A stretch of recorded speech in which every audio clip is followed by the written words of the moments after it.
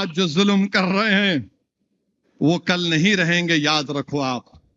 आपको लग रहा है ये क्या तकरीर में ओवैसी ऐसी बात कर देता है।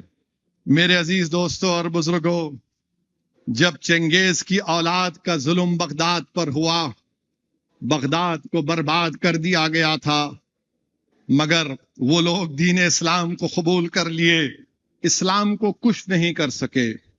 सोवियत यूनियन था, मस्जिदों पर पाबंदी थी, मदरसे बंद थे, सोवियत यूनियन टूट गया, मदरसे आज आबाद हैं। तो आज जो लोग भारत में इख्तिदार के नशे में चूर होकर गुरूर और तकब्बुर के मजाहरे कर रहे हैं, इंशाअल्लाह ताला तुम्हारा जुल्म खत्म होगा। हम नहीं डरने वाले तुमसे, हम सिर्फ अल्लाह से डरने वाले हैं। यकीनन हम में कमजोरियां हैं, हम गुनाहगार हैं, खताकार हैं, मगर हम तुमसे डरने वाले नहीं हैं।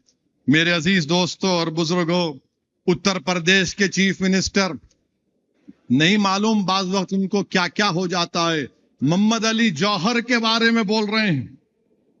मोहम्मद अली जौहर के बारे में बोल रहे हैं कि उन्होंने पाकिस्तान की मदद किए। हमारे मुख्यमंत्री साहब, पहले तो आप कितना पढ़े हुए मेरे को नहीं मालूम,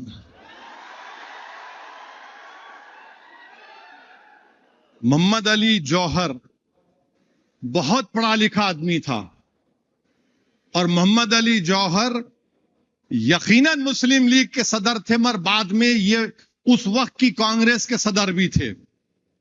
यकीनन खिलाफत मूवमेंट की तहरीक का एक बड़ा हिस्सा थे। अगर आपको मोहम्मद अली जौहर उत्तर प्रदेश के चीफ मिनिस्टर तकलीफ है कि मोहम्मद अली जौहर ने खिलाफत मूवमेंट में हिस्सा लिया, इसलिए मेरे पेट में सर में दर्द हो रहा, तो और दर्द पैदा करूंगा तुम्हारे दिल में। अब सुनो, आरएसएस के जो बानी थे उनका नाम क्या था? हेगडेवर। हेगडेवर हेगडेवर जिंदगी में एक ही मर्तबा जेल को गए, एक ही मर्तबा जेल को गए। कब गए? खिलाफत मूवमेंट में तकरीर की हेगडेवर ने, खिलाफत मूवमेंट की ताईद में। अब हमारे बाबा को मालूम ही नहीं मालूम तो पूछ लेना, वरना ये हैदराबाद की शेरवानी परेशान कर देंगी तुमको। हेगडेवर जेल को एक ही मर्तबा गए।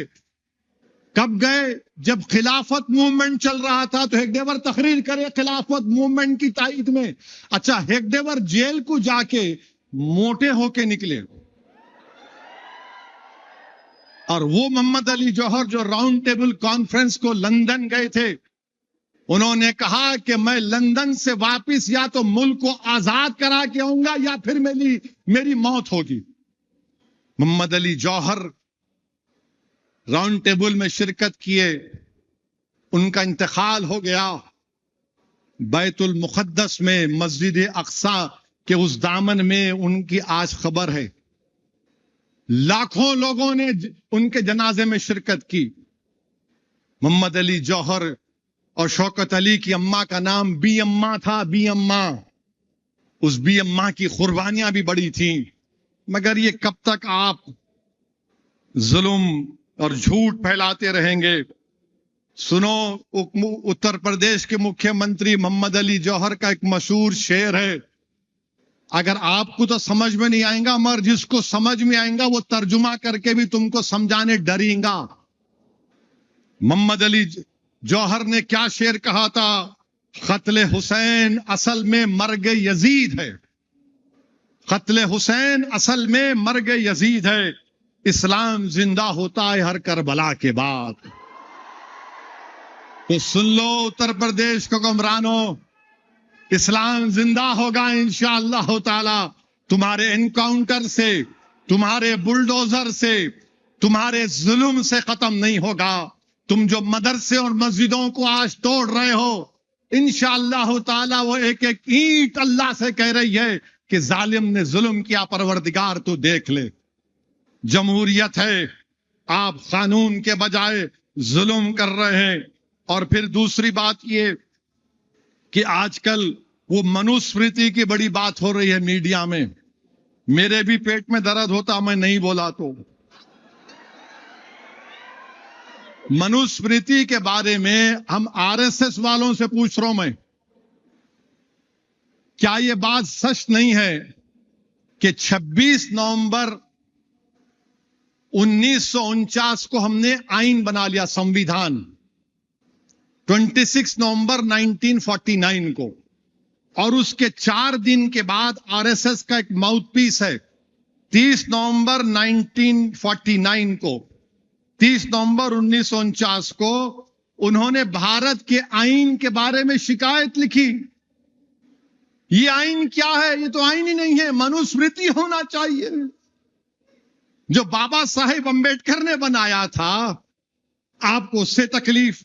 अच्छा, फिर मनुस्मृति की ताईद में सावरकर भी थे, सावरकर भी थे। वो सावरकर जो अंडमान की जेल में थे, मगर अंग्रेजों को खत लिख रहे थे कि मैं तुम्हारा साथ देता हूं, मुझे छोड़ दो। और हम क्या कर रहे थे?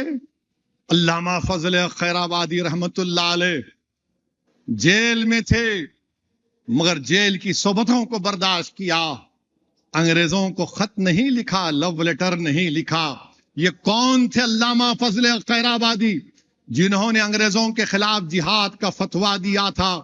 आज भी आप अंडमान चले जाइए, अल्लामा फजल खैराबादी रहमतुल्लाह अलैह की खबर वहां पर मिलेगी। ये कौन थे? अंडमान में पहला कैदी कौन था? सुनो बीजेपी आरएसएस वालों, तुम्हारे अब्बा दादा बुजुर्ग नहीं थे। हैदराबाद के मौलवी अलाउद्दीन मक्का मस्जिद का इमाम था जो पहला कैदी था। मैं दारुस्सलाम से बोल रहा हूं, मौलवी अलाउद्दीन पहला कैदी था अंडमान का। अच्छा, फिर ये मनुस्मृति के बारे में अगर बोलूंगा तो बहुत दिन लोगों को पेंचिश हो जाएगा। खाली बोल के छोड़ देता हूं। अपन क्या करते उसको लेके सर छोड़ते ना, चुमटी लेके। उसका चैप्टर 7 कोड 270 शूद्रा के बारे में क्या बोल रहा, दलितों के बारे में पढ़ लो। Chapter 7 code 279, chapter 1 code 91 Shudras के बारे में क्या करा, पढ़ के सुना दो हमारे को। आप नहीं बोल सकेंगे।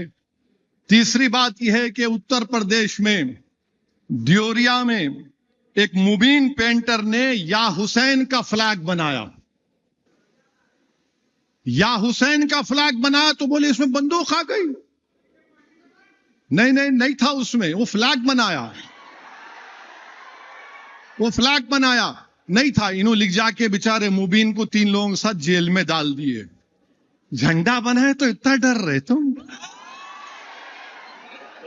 जाहिर है वक्त का यजीद डरेगा ना हुसैन के नाम से। जहां हुसैन का नाम आया यजीद कांपना शुरू कर देता है। तो लेके चले गए।